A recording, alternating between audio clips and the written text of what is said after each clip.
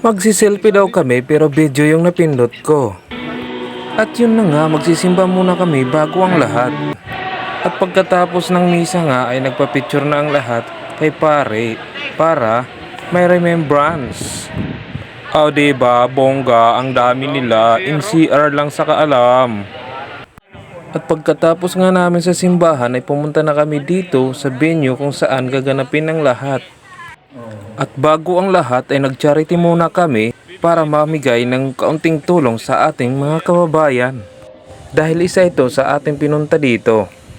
At pagkatapos nga ng charity ay pumunta muna kami sa tabing dagat upang mag-relax dahil grabe ang pinagdaanan namin para lang makapunta dito.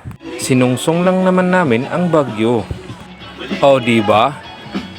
Grabe ang determinasyon namin para lang makapunta dito. Kahit bagyo ay hindi namin uurungan. Ganito ang mga riders.